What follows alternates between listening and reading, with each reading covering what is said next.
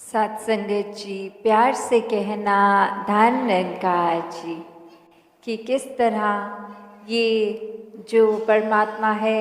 इसने पूरे ब्रह्मांड की जहाँ रचना करी और वहीं ये इंसानों की भी जहाँ आत्मा इस इंसानी तन में ही अपनी असली पहचान कर सकती है, जन्मों जन्मों की भटकन एक मिटा सकती है,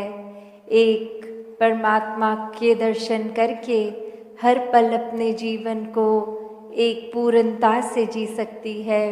एक मानवीय गुणों से जी सकती है। ये जो बात अभी भी रूहानियत और इंसानियत संग संग की सुनी कि किस तरह एक इंसानियत भी पूरी तरह तभी होती है जब उसमें ये रूहान, ये परमात्मा शामिल होता है। इसको देख के अंग संग फिर इससे प्यार करके फिर ही एक मानव असली इंसान बन पाता है, क्योंकि अब वो सिर्फ अपने लिए नहीं जी रहा, वो पूरे संसार के लिए जी रहा है। वही भक्तों ने हमेशा सिखाया कि एक सेल्फ सेंटर्ड होके नहीं हर समय जीना है, पूरे संसार के लिए जन्म हुआ है हर किसी का, और कैसे हर किसी के जीवन में ये परमात्मा का होना मानव का सबसे बड़ा एक लक्ष्य। और जीते जी जब इसको देख लिया तो ये आत्मा की भटकन भी समाप्त, और साथ ही फिर एक जीते जी भी जहाँ एक चिंताओं से भी मुक्ति हो जाती है, क्योंकि चाहे हम घर परिवार में, स्कूल्स में, ऑफिसेज में, कहीं पे भी कुछ भी काम कर रहे हों, जब इस परमात्मा को शामिल करते हैं हर पल में तो हर मोमेंट ब्लेसिंग लगता है। हर किसी के साथ फिर वो बात लगती है कि हम एक कुछ भी काम कर रहे हैं दिन का, परमात्मा उसमें है तो एक दुख सुख की अवस्था से वो ऊपर उठ जाता है इंसान कि ये दुनिया है तो इसमें ये अप्स एंड डाउन्स तो आने ही हैं, वो अवॉइड नहीं हो सकते। पर अपने मन को कैसे स्टेबल करना है, सिचुएशंस के साथ मन फ्लक्चुएट ना करे, ये स्थिरता की बात, ये इस परमात्मा के साथ जो अपने मन को लगा लेते हैं, ये परमात्मा तो स्थिर है, ना इसका कोई शुरुआत ना इसका कोई अंत, ना ये परमात्मा समय के साथ बदलता है, ये अपनी जगह पर ही कायम दायम है, हमेशा से था हमेशा से रहेगा। बाकी चाहे हम पूरी दुनिया की, पूरे ब्रह्मांड, पूरे सृष्टि की बात करें तो हर चीज़ की टाइमलाइन है, शुरुआत भी है अंत भी। तो अगर हम अपना मन किसी मटीरियलिस्टिक चीज़ के साथ जोड़ लेंगे, किसी इंसान के साथ जोड़ लेंगे, किसी वस्तु के साथ, सामान के साथ जोड़ लेंगे, घर बार के साथ, तो फिर एक मन ये ऑटोमेटिकली मटीरियलिस्टिक दुनिया में, इस माया में रहकर एक व्याकुल भी रहता है। ये एक मन हमेशा फिर समय के साथ एंग्शियस भी फील करता है। तो कोई भी चीज़ जो खुद परमानेंट नहीं है, हमेशा के लिए रहने वाली नहीं है, उसके साथ अगर हम अपना मन जोड़ेंगे तो जहाँ वो चीज़ डगमगाएगी वहीं हमारा मन भी, जो चीज़ आज है कल नहीं, उसके साथ मन लगा लिया तो मन फिर निराश होगा। पर जो परमात्मा हर समय है उसके साथ मन लगा लिया तो फिर चाहे दुनिया में, एक जीवन में परिस्थिति कैसी भी हो, पर ये मन हमेशा स्थिर रहता है, स्टेबल रहता है, काम रहता है। कोई भी सिचुएशन फिर इस मन को डामाडोल नहीं कर सकती। तो कैसे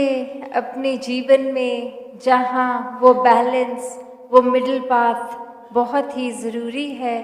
कि हमने किसी भी एक्सट्रीमिटी में अपने जीवन के नहीं जाना, क्योंकि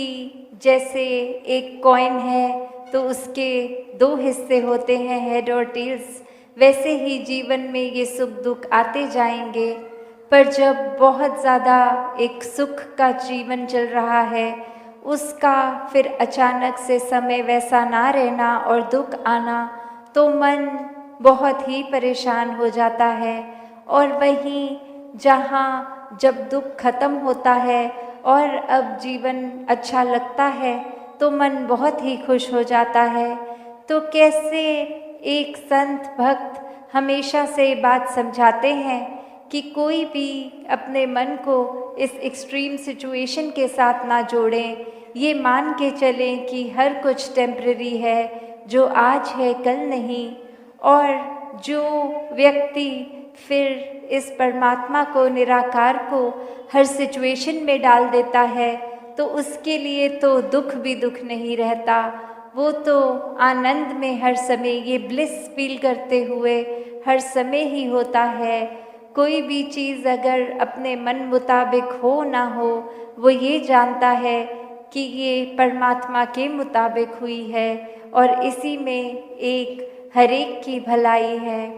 कैसे संत हमेशा सिखाते हैं, जो अभी हर जगह सब सुन भी रहे थे, एक को जानो, एक को मानो, एक हो जाओ, कि ये परमात्मा तो एक ही है, चाहे कोई भी नाम से पुकार लें, ये एंटिटी ये एक है। जब इसको देख लेते हैं, इसको समझ लेते हैं, तो बात वही हो जाती है कि फिर इस परमात्मा की वजह से हर कोई एक समान लगता है। जब ये वननेस एकत्व स्थापित हो जाता है परमात्मा और अपने मन के बीच में, तो पूरी दुनिया के लोग चाहे कैसे दिखते हों, कैसे खाते पीते पहनते कहीं के हों, भाषा कैसी हो, उनके साथ भी फिर ऑटोमेटिकली ये प्यार हो जाता है। क्योंकि जब ये परमात्मा से ही प्यार हो गया, तो उसकी बनाई हुई ये सृष्टि से भी प्यार हो जाता है। तो कैसे जीवन में चाहे हम एक वो देखें कि जितना ज़्यादा एक इंसान स्पिरिचुअल होता है, उतना ही उसको दुनिया की कोई भी परिस्थिति हो, वो एक अपने आप को जितना स्पिरिचुअलिटी से, इस परमात्मा से, इस सच्चाई से, जो हर समय एक जैसी सच्चाई, ये निराकार, इसके साथ जब जोड़ता है, तो वाकई ही उसको फिर कुछ भी उस तरह एक्सट्रीम असर नहीं होता है। हर किसी को ये तो पता है, हर कोई धर्म ग्रंथ कहता है कि इसी जीवन में जीते हुए परमात्मा को प्राप्त करा जा सकता है, और ये जाना भी चाहिए। तो ये बात कि सिर्फ ब्रह्म ज्ञान द्वारा ये परमात्मा पाया जा सकता है, चाहे सबको पता है, पर कोई भी अपने जीवन में उसकी अर्जेंसी परमात्मा को प्राप्त करने की नहीं समझता। जब छोटे होते हैं एज में, तो लगता है अभी पढ़ने लिखने खेल कूद की एक उम्र है, बड़े होंगे तो एक जीवन में हम इस परमात्मा की ओर अपना ध्यान लगाएंगे। आगे बड़े होके और अपने कामों में लगकर फिर सोचते हैं कि वृद्ध अवस्था में जब बुजुर्ग हो जाएंगे, तब ओल्ड एज में इस परमात्मा के साथ मन को लगाएंगे।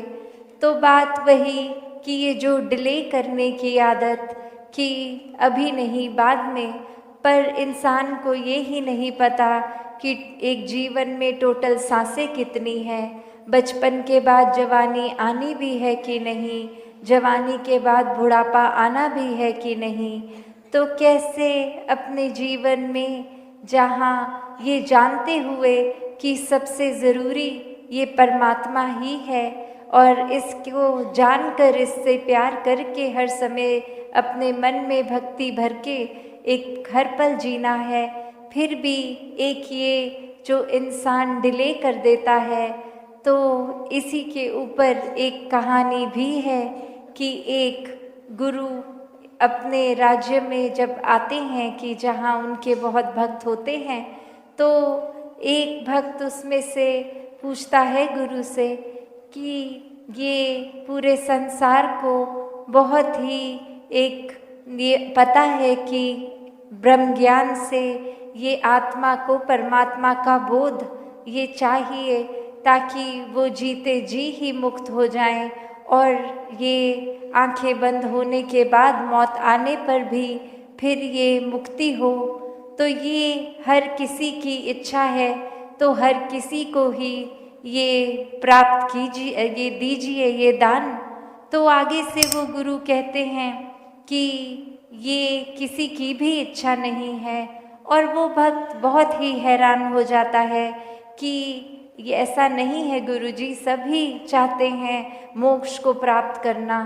तो आगे से वो गुरु कहते हैं कि अच्छा, आप अपने पूरे गांव में जाएं और एक नोट बना के लाएं, हर एक से पूछ के कि उनको जीवन में सबसे ज़्यादा क्या चाहिए। और वो शिष्य ऐसा ही करता है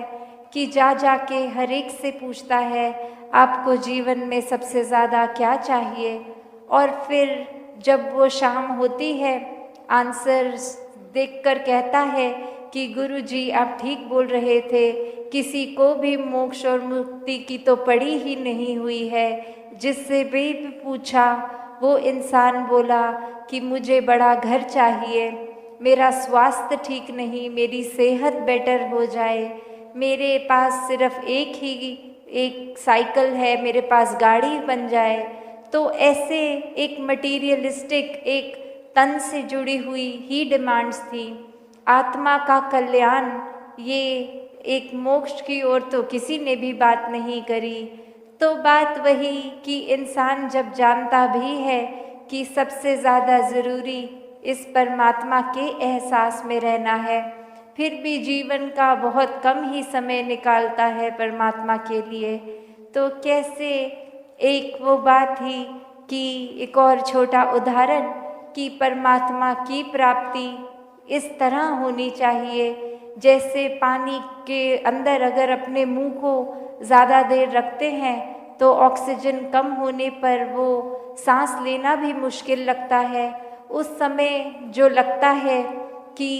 एक सबसे ज़्यादा ज़रूरत हमें एक सांस की है, ऑक्सीजन की है, ठीक उसी तरह हर समय इस इंसान को सबसे ज़्यादा ज़रूरत इस परमात्मा की ही है कि ये जो एंटिटी है ये हर जगह हर समय रहने वाली, इसी के साथ हर समय एक मन को जोड़ना है। तो दासी इन्हीं शब्दों से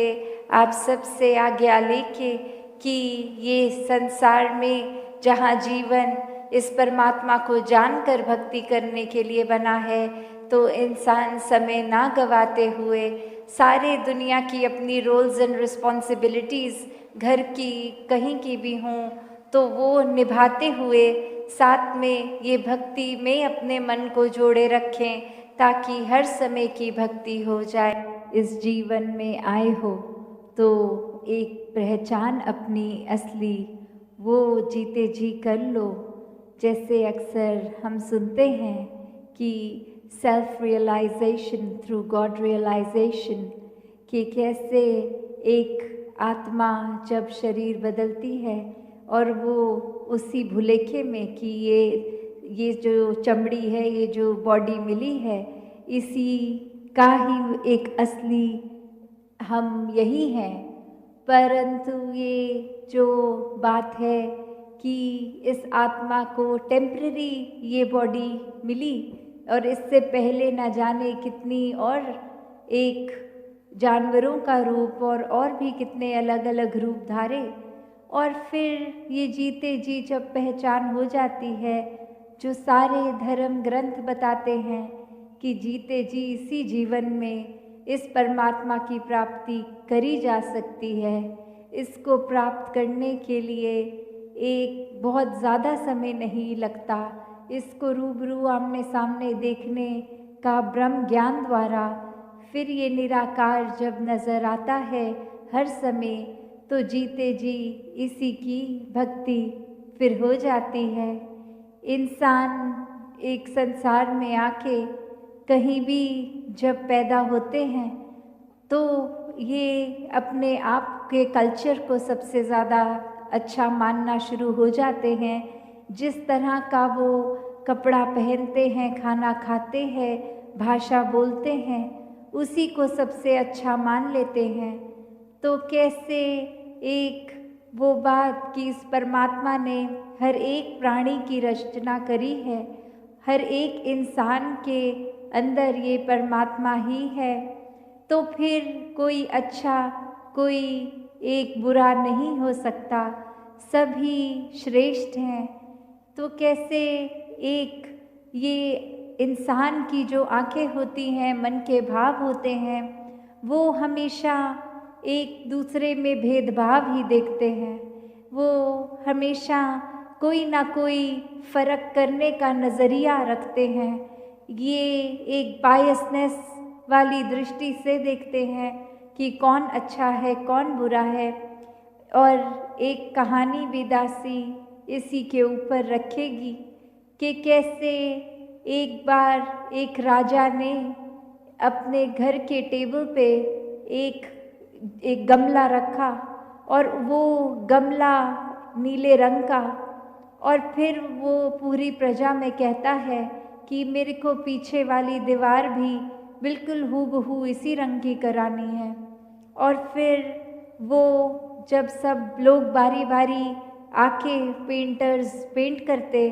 तो राजा कहता कि अभी भी इस गमले का और दीवार का रंग, ये शेड में फ़र्क है, कोई लाइट कर रहा है, कोई डार्क कर रहा है, कोई थोड़ा सा रंग बदल रहा है। तो कैसे वो राजा कह रहा है, नहीं, जो मेरा गमला है, दीवार का रंग तो सेम मैच नहीं हुआ। फिर एक व्यक्ति आता है, वो कहता है मैं पेंट करूँगा, पर सब चले जाइए, मुझे अकेला छोड़ दीजिए कमरे में। और वो दीवार को जिस कलर से पेंट करता है, उस गमले को भी उसी कलर से कर देता है। तो वो राजा देखता है कि वाकई ही दो रंग अब वो बिल्कुल सेम डिट्टो कलर एक वो हैं। तो मन में भाव यही आता है कि कैसे एक नज़रिया जो फ़र्क देखती थी आँख, वो एक अब एक रंग देख रही है। और वही बात ब्रह्म ज्ञान द्वारा भी होती है कि फ़र्क अगर हो भी ना हो, ये एक दृष्टि, एक नज़र जीवन में हर एक को फिर मिल जाती है कि सब अपने हैं, कोई पराया नहीं, किसी चीज़ में भेदभाव मन नहीं करता। ये रंग, ये कोई भी स्टेट के हों, सब इंसान फिर एकता की नज़र से एक समान नज़र आते हैं। तो कैसे इस जीवन में जब इंसान हैं, तो वो सिर्फ शक्ल आकार ही इंसान जैसी ना हो, इंसान को जो असल में इंसान बनाता है, वो अपने अंदर का स्वभाव, वो मानवीय गुण, ह्यूमन वैल्यूज़ होती हैं कि एक हम इंसान तो हैं, पर काम हम इंसान वाले कर रहे हैं कि नहीं, वो बात होती है कि वाकई ही किसी इंसान में इंसानियत है या नहीं है। और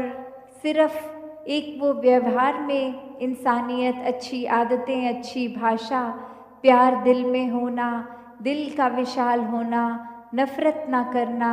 ऐसी बातें सिर्फ कोई ऊपरी पढ़ाई लिखाई से नहीं कि एक बचपन से किसी ने घर में सिखा दिया तो वो बात एक डाल ली मन में कि चलो जब कोई सामने होगा हम अच्छे बन के दिखा देंगे, और कोई जब नहीं होगा तो हम ऐसे ही अपने नेचर को एक अच्छा नहीं रखते हुए बहुत रफ बोली भाषा बोलेंगे। तो बात वो नहीं कि किसी के सामने अच्छा रहने के लिए एक अच्छा बोलते हैं, अपने मन को अंदर से प्यार से भरना, ह्यूमन वैल्यूज़ से भरना, वही एक असली इंसानियत है। और ऐसी इंसानियत जीवन में आना हमेशा के लिए तभी संभव है जब इस परमात्मा, इस निराकार ईश्वर का एक दर्शन करके, इसको मन में बसा के हर समय के लिए इसके साथ हर पल जीवन का जिएं, तभी एक हमेशा के लिए हम अंदर से अच्छे हो जाएंगे। फिर किसी के साथ अच्छा होने के लिए कोई नाटक नहीं, कोई कुछ समय की अच्छाई नहीं। हर समय का जब ये दिल अच्छा हो जाएगा तो उस अच्छे दिल ने हर एक के साथ अच्छाई ही रखनी है। तो कैसे जीवन में हर समय एक, जैसे इस कहानी में भी दासी बता रही थी कि नज़र जो फ़र्क रखती है कि एक ये चीज़ अलग है, ये इंसान अच्छा है, इस इंसान का स्वभाव नेचर मुझसे मेल नहीं खाता, और एक अच्छे तो वो ही हैं जो मेरे जैसे हैं। तो ऐसे भाव अगर इंसान रखता है तो वही बात कि एक अच्छाई सिर्फ वो अंदर से उसी को मानेगा, ये सिलेक्टिव एक बना लेगा दिमाग में धारणा कि यही अच्छे होते हैं और अच्छे नहीं। तो बात वही कि जब पूरी सृष्टि ही इतनी सुंदर इस परमात्मा ने बनाई, किसी का भी नेचर देखें तो किसी से सेम नहीं है। अगर हम उदाहरण में देखें कि जो एक पेड़ का काम है फल देना, छाया देना, वो समुद्र के पानी का अलग है काम, उसका एक शीतलता देना है, उसका विस्तार है। एक पहाड़ को देखेंगे उसका काम है अलग। तो हर कोई पूरी सृष्टि में भी जितनी भी अलग चीज़ें हैं इस नेचर में, सब अलग अलग हैं। किसी का स्वभाव एक काम दूसरे से मेल नहीं खाता, फिर भी आपस में कितने अच्छी तरह कोएग्जिस्ट करते हैं। एक आपसी सिर्फ एकत्व, एक देखने के लिए एक जैसे नहीं कि जो पेड़ की शक्ल है वो नदी की शक्ल नहीं है, जो नदी की शक्ल है वो पहाड़ की शक्ल नहीं है। तो कैसे अलग अलग दिखकर अलग अलग काम करने वाले फिर भी एकता में रहते हैं। तो और ये एकत्व इसलिए क्योंकि प्रभु ने इनकी रचना इस तरह करी कि अपना अपना हर कोई काम कर रहा है, फिर भी एक खूबसूरती से ही, लड़ झगड़ के नहीं, एक कोएग्जिस्टेंस में। तो वही बात जो इंसान है इस परमात्मा की रचना, तो इंसान आपस में फिर कोएग्जिस्ट क्यों नहीं कर पा रहे? इंसान कोई ना कोई कारण क्यों ढूंढ लेते हैं कि किसी से लड़ाई की जाए, किसी के प्रति मन के भाव अच्छे न रखे जाएं। तो जिस प्रकार परमात्मा ने हर एक को अलग हिसाब से बनाया है, उसको उसी तरह पहले तो एक्सेप्ट करके कि ये मान के कि हाँ इनका स्वभाव अलग है, पर एक स्वभाव अलग होना नफ़रत का कारण नहीं बनना चाहिए। स्वभाव अलग होते हुए भी हर एक से बस प्यार ही होना चाहिए। जो भी मिला है इस दातार ने दिया है, इसका शुक्राना, कोई लाइफ में फिर कंप्लेंट्स नहीं होती। तो इस भाव से जीने वाले ही एक भक्तों वाला जीवन जीते हैं, हर पल में परमात्मा को शामिल करके एक मन के भाव अच्छे रखते हैं। फिर एक जो असली पहचान अपनी हो गई ये परमात्मा को देखकर, इस आत्मा की भी भटकन समाप्त, और फिर जीते जी एक मानवीय गुण, ये ह्यूमन वैल्यूज से जीवन एक जहाँ शुरू होता है, और साथ ही अपने जीवन में ये स्पिरिचुअल एस्पेक्ट भी हर कोई जीता जाता है। फिर एक जीते जी भी जहाँ ये आत्मा आनंद में रहती है, और मृत्यु होने पे भी ये मुक्ति, ये सैल्वेशन इसको प्राप्त होती है। तो कैसे जीते जी अपने जीवन को संवार सकते हैं? वरना तो एक जीवन में लगता है कि अभी हम छोटे हैं, खेलकूद की उम्र है, अभी प्रभु परमात्मा में दिल लगाने की क्या ज़रूरत है, अभी तो वो उम्र नहीं है। और जैसे जैसे युवा अवस्था आती है, फिर और अपने कामों में, घर के कामकाज के इतने ही उसमें लगकर सोचते हैं कि अभी तो बहुत जिम्मेवारियां निभानी हैं, अभी तो प्रभु परमात्मा की प्राप्ति हो नहीं, एक समय नहीं है करने का। और ये वृद्ध अवस्था में कर लेंगे तो ना जाने इंसान की वृद्ध अवस्था आनी भी है कि नहीं, क्योंकि कितनी सांसें हैं किसी की ये तो किसी को भी नहीं पता। और कैसे अपने जीवन में ये जिस समय एक जल्द से जल्द ही प्रभु परमात्मा की प्राप्ति करी जाए, क्योंकि ये भक्ति कामकाज छोड़कर एक कहीं दूर जाके एक परिवार से नाता तोड़ के इस तरह की भक्ति तो किसी ने नहीं सिखाई। भक्ति असल मायने में घर परिवार कामकाज करते हुए की जाती है। इस समाज का हिस्सा है, इस समाज के प्रति सेवा करना और हर कुछ करते हुए एक मन में इस परमात्मा को बिठा के रखना। कैसे ये इस परमात्मा को जब हर किसी में देख लेते हैं तो मन के भेदभाव भी खत्म हो जाते हैं। मन से फिर एक ये भावना ही चली जाती है कि वो इंसान मेरे कल्चर से अलग कल्चर रखता है, वो इंसान खाता पीता मुझसे अलग है, वो इंसान की बोली भाषा मेरी बोली भाषा से मेल नहीं। तो ऐसे भाव ही दिल से दूर हो जाते हैं, क्योंकि सभी में ये निराकार ये परमात्मा जब देखकर फिर ये बात आती है कि सभी इंसान अपने हैं, कि ये एक कैसे हुए अगर इतने सारे कारण हैं, हम एक जैसे नहीं दिखते, कुछ भी एकता की बात हम कैसे वो फिर स्थापित करें। तो सबसे उसका आसान और सिर्फ वही एक तरीका है कि पहले अपने दिल को अपनी पहचान को इस परमात्मा के साथ एक कर लिया जाए, फिर इस परमात्मा को जैसे एकत्व की तरह है उसी संसार उसके ही परमात्मा के बनाए इन संसार के साथ फिर एकत्व करना संभव हो जाता है। जब प्रभु से प्यार हो गया तो प्रभु की बनाई रचना से कण कण से पूरी सृष्टि में यही है, तो इसके बनाए इंसानों से फिर मनों में नफरत नहीं रहेगी, फिर हर किसी से प्यार ही करते जाएंगे। फिर एक जीवन सिर्फ दिखावे मात्र की तरह ही एक अच्छा गुण से भरा हुआ जीवन नहीं होगा। जैसे उदाहरण के लिए कि एक असली फूल और एक कागज़ का फूल, भले वो देखने में भी एक आर्टिस्ट ने कागज़ का फूल बिल्कुल असली फूल की तरह बना दिया हो और वो किसी को कहे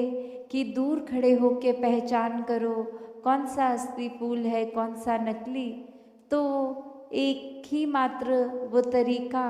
कि वो अगर कमरे में 2 फूल पड़े हैं तो सब खिड़कियाँ सब कुछ वो दरवाज़े खोल दो और देखो कि जब भी मधुमक्खी आए वो उन दोनों फूलों में से किस में बैठे, और वो पहचान हो जाएगी कि जिस पे मधुमक्खी बैठी वही असली फूल है। तो अक्सर हम भी अपने जीवन में ये सिर्फ ऊपरी अच्छाई ले लेते हैं कि हम कागज़ के फूल हैं, हम असली फूल की तरह एक्टिंग भी कर लेते हैं, एक हम देखने में बिल्कुल उसकी तरह ये बोली भाषा भी बना लेंगे, कोई सामने होगा हाँ जी थैंक यू प्लीज़ सॉरी ऐसे अच्छे शब्दों का प्रयोग भी कर लेंगे। और जब वो इंसान सामने नहीं जिसको इम्प्रेस करना है तो हम किसी को भी प्यार से किसी के साथ बात नहीं, एक गुस्से में रहकर, तो बात वही कि इंसानियत सिर्फ ऊपर ऊपर की एक दिखावा मात्र। और वहीं जैसे वो असली फूल था इसलिए उस पे वो हनी बी आके वो शहद की मक्खी आके बैठी, क्योंकि उससे वो रस लेके एक शहद बनाएगी। तो उसी प्रकार जीवन में जब एक अच्छे गुण हमारे अंदर होंगे तो ही नज़र आएंगे, और वो अच्छे गुण एक दिखावे के नहीं होंगे। जब इस प्रभु परमात्मा से प्यार है तो ही दिल में प्यार एक बसेगा, एक हम खुद प्यार बन पाएंगे और प्यार बन के ही संसार में प्यार बांट पाएंगे। तो दासी और समय ना लेके इन्हीं शब्दों से आज्ञा लेगी। साथ संगत जी, धन्यवाद जी।